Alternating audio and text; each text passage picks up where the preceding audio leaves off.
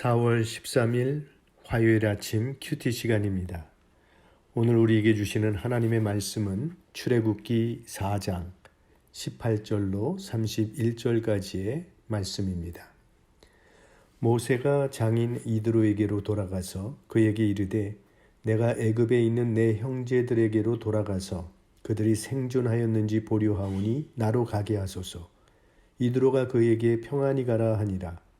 여호와께서 미디안에서 모세에게 이르시되 애굽으로 돌아가라. 네 생명을 찾던 자가 다 죽었느니라. 모세가 그 아내와 아들들을 나귀에 태우고 애굽으로 돌아가는데 하나님의 지팡이를 손에 잡았더라.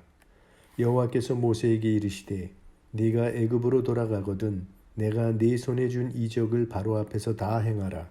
그러나 내가 그의 마음을 강팍케 한즉 그가 백성을 놓지 아니하리니 너는 바로에게 이르기를 여호와의 말씀에 이스라엘은 내 아들 내 장자라. 내가 네게 이르기를 내 아들을 놓아서 나를 섬기게 하라 하여도 네가 놓기를 거절하니 내가 네 아들 내 장자를 죽이리라 하셨다 하라 하시니라. 여호와께서 길의 숙소에서 모세를 만나사 그를 죽이려 하시는지라. 시보라가 차도를 취하여 그 아들들의 양피를 베어 모세의 발 앞에 던지며 가로되 당신은 참으로 내게 피난편이로다 하니 여호와께서 모세를 놓으시니라.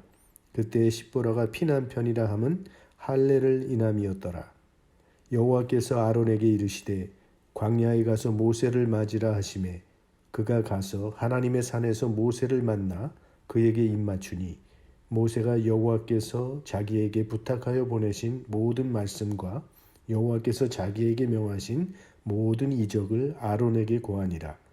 모세와 아론이 가서 이스라엘 자손의 모든 장로를 모으고 아론이 여호와께서 모세에게 명하신 모든 말씀을 전하고 백성 앞에서 이적을 행하니 백성이 믿으며 여호와께서 이스라엘 자손을 돌아보시고 그 고난을 감찰하셨다 함을 듣고 머리 숙여 경배하였더라. 아멘. 오늘 본문은 하나님께서 모세를 설득하셔서 드디어 모세가 애굽으로 출발하는 이야기입니다. 애굽으로 출발하기 전 모세는 지금까지 자기 삶의 후원자가 되어 주었던 장인 이드로를 찾아가서 애굽으로 갈 계획을 말하고 허락을 받습니다. 18절입니다. 내가 애굽에 있는 내 형제들에게로 돌아가서 그들이 생존하였는지 보려 하오니 나로 가게 하소서. 모세는 형제들의 생존 여부를 보러 애굽으로 간다고 이렇게 말을 합니다. 하지만 그것은 모세가 애굽에 가는 진짜 이유는 아닙니다. 지금 모세는 하나님의 부르심을 받아서 자기 민족을 애굽 땅에서 구출해내서 약속의 땅 가나안으로 인도하라는 그 막중한 사명을 받고 떠나는 것입니다. 그런데 그렇게 말하지 아니하고 그저 형제들의 생사 여부를 확인하기 위하여 간다고 말한 것은 아마도 모세의 마음속에는 과연 이런 일을 내가 감당할 수 있을런지 확신이 없었기 때문일 것입니다. 아직도 두려움이 있었다는 것입니다. 그래서 자신 있게 말을 못하고 적당히 둘러댔던 것입니다. 하나님은 그런 모세의 마음을 책망하시기보다는 이해해 주시고 위로해 주십니다. 19절입니다. 여호와께서 미디안에서 모세에게 이르시되 애굽으로 돌아가라. 네 생명을 찾던 자가 다 죽었느니라. 너를 죽이려고 하던 바로는 죽었으니까 안심하고 가라고 하나님께서 지금 위로해 주시는 것입니다. 얼마나 감사합니까? 하나님은 우리의 연약함을 아시고 주님의 뜻을 따를 수 있도록 용기를 주시고 가는 길도 준비해 주신다는 것입니다. 하지만 하나님께서 우리의 가는 길을 준비해 주신다는 것이 아무런 어려움이나 장애물이 없는 순탄한 길을 가게 된다는 그런 뜻은 아닙니다. 하나님은 바로가 강팍해서 말을 듣지 않을 것이라고 말씀하십니다. 21절 여호와께서 모세에게 이르시되 네가 애굽으로 돌아가거든 내가 네 손에 준 이적을 바로 앞에서 다 행하라. 그러나 내가 그의 마음을 강팍케 한즉 그가 백성을 놓지 아니하리니. 앞으로 이러한 어려운 과정이 기다리고 있음을 모세에게 알려주십니다. 우리가 하나님의 일을 할 때 하나님은 우리와 함께 하실 것을 약속하셨습니다. 그렇다고 장애물을 다 치워주시는 것은 아닙니다. 왜냐하면 이 장애물도 우리를 향한 하나님의 훈련 도구가 되기 때문입니다. 그러므로 장애물 앞에서 우리가 낙심하지 말아야 할 것은 하나님께서 감당할 능력을 우리에게 주실 것이기 때문입니다. 모세가 애굽으로 가는 도중에 갑자기 하나님께서 모세를 죽이려고 했다는 좀 이상한 이야기가 여기 나오고 있는데, 하나님께서 가라 하셔서 가고 있는데 왜 하나님이 모세를 죽이려고 하신 것일까요? 그 이유를 모세의 아내는 알고 있었습니다. 25절입니다.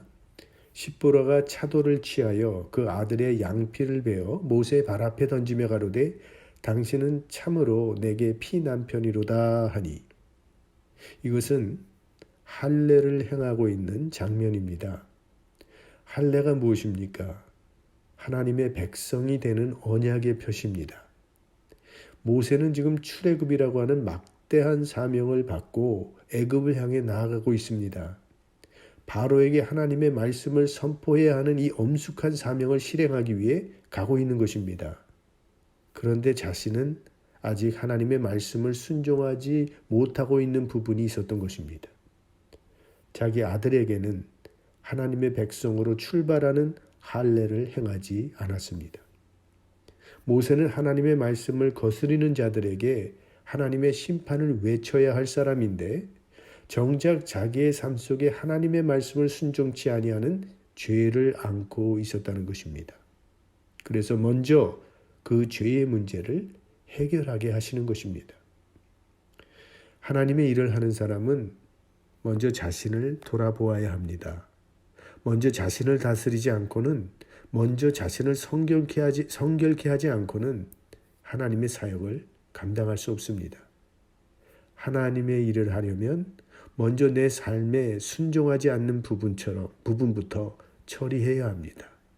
이런 문제가 잘 해결되지 않아서 교회가 어려움에 처하는 것을 우리는 종종 목격하게 됩니다. 그래서 모세는 하나님의 일을 하기 전에 먼저 죄의 문제를 해결해야 했던 것입니다. 그리고 나서 드디어 그의 형 아론을 만나게 됩니다. 모세가 말을 못한다고 변명할 때 하나님께서 그의 동역자로 세워주신 사람, 그 사람이 바로 아론입니다. 우리가 혼자서 하나님의 일을 하기에는 너무나 연약한 존재라는 것을 하나님은 잘 알고 계십니다. 그래서 하나님은 우리에게 동역자를 주십니다. 예수님께서 제자들을 파송하실 때도 홀로 보내지 않고 둘씩 짝을 지어 보내셨습니다. 우리가 서로 격려하며 협력할 때 연약함을 극복할 수 있고 또 주님의 일을 효과적으로 감당할 수 있다는 사실을 우리 주님이 잘 아시기 때문입니다. 28절입니다. 모세가 여호와께서 자기에게 부탁하여 보내신 모든 말씀과 여호와께서 자기에게 명하신 모든 이적을 아론에게 고하니라. 동역자들 사이에는 비밀이 없어야 합니다. 모세는 하나님께서 자기에게 말씀하신 그 모든 것과 또 하나님께서 자기에게 행하셨던 모든 것들을 아론과 함께 다 나눕니다. 그리고 이 나눔을 통해서 하나님께서 주신 사명을 공유하고 한 마음이 돼서 그 사명을 감당할 수 있게 되는 것입니다. 여러분의 삶에는 아론이 있으십니까? 여러분의 아론은 누굽니까? 나의 기쁨과 슬픔, 나의 연약함과 고민, 이런 거 다 털어놓고 위로와 격려를 함께 나누면서 주님의 사랑을 나눌 수 있는 아론이 있으십니까? 우리는 다 아론이 필요한 사람들입니다. 부지런히 아론을 만드시기 바랍니다. 우리의 구역 모임을 통해서 그 안에서 아론을 만날 수도 있고, 또 선교의 모임을 통해서 혹은 무슨 소그룹 모임을 통해서 아론을 만날 수도 있습니다. 기억해야 할 것은 아론은 하나님이 주시는 선물입니다. 모세처럼 주의 일을 추구하는 자들에게 하나님은 아론을 보내주십니다. 그래서 아름다운 동역을 통해서 하나님의 역사가 이루어지도록 인도하시는 것입니다. 우리가 하나님의 일을 추구하며 하나님의 일을 감당하고자 할 때 하나님께서는 그 일을 함께 할 수 있는 동역자 아론을 보내주신다는 것입니다. 우리 안에서도 하나님의 나라 확장을 위해서 서로 사랑하며 서로 격려하는 아름다운 동역의 이야기가 끊임없이 펼쳐지게 되는 그런 믿음의 공동체가 될 수 있기를 주님의 이름으로 축원합니다. 하나님 아버지, 우리가 하나님의 일을 하고자 할 때 먼저 우리의 삶 가운데 혹 주님께 순종치 않고 있는 부분이 있는지 자신을 먼저 살피게 하시고 우리 주님 앞에서 그 문제부터 해결하는 우리가 되게 하여 주옵소서.